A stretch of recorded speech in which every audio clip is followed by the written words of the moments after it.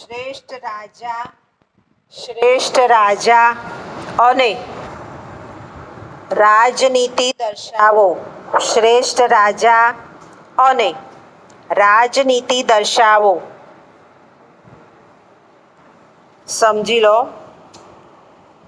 બહુ વખત પહેલા એક છોકરીએ પ્રોજેક્ટ કર્યો હતો, આ શ્રેષ્ઠ રાજા. અમે પ્રોજેક્ટ કરતા હતા એમાં, અને એમાં એણે માનનીય નરેન્દ્રભાઈ મોદી એને શ્રેષ્ઠ રાજા બતાવ્યા હતા. એટલે એના ગુણો, અવગુણ, કયો ફાયદો કયો ગેરફાયદો બધું ખબર હોવી જોઈએ.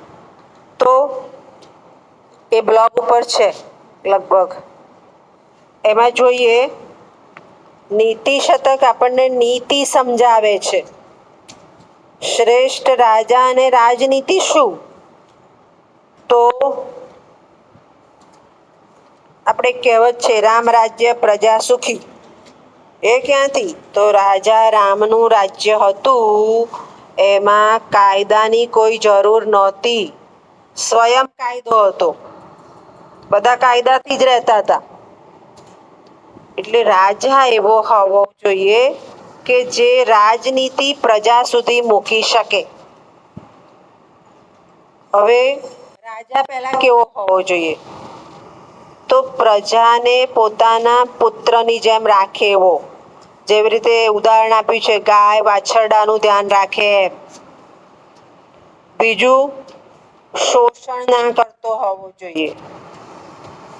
શોષણ પહેલાના સમયમાં જે રાજાશાહી હતી, એ રાજાશાહીમાં રાજકીય ખજાનાનો ઉપયોગ થતો.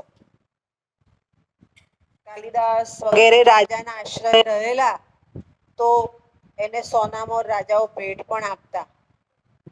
રાજા એવો હોવો જોઈએ કે પોતાનો રાજકીય ખજાનાનો ઉપયોગ પ્રજા માટે કરતો હોવો જોઈએ.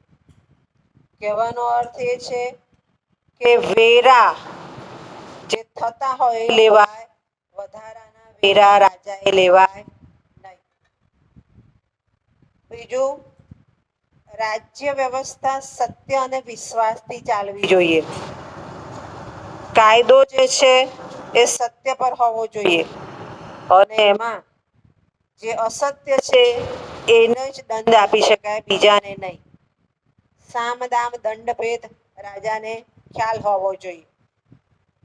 રાજનીતિ માટે કહ્યું છે કે જેવી રીતે વારાંગના એટલે ગીત ગાનાર સ્ત્રીઓ, એ પોતાના રૂપ સૌંદર્ય માટે વારંવાર વેશ બદલે છે, વારંવાર સુંદર દેખાય છે, એવી રાજનીતિ હોવી જોઈએ નહીં.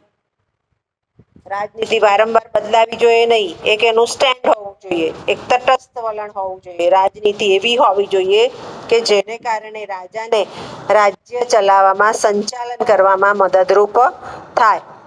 આવું જ્યારે બને ત્યારે એ રાજા શ્રેષ્ઠ કહેવાય છે, અને એ રાજનીતિથી શ્રેષ્ઠ બનતો હોય છે, પ્રજા સાથે જોડાઈને શ્રેષ્ઠ બનતો હોય છે.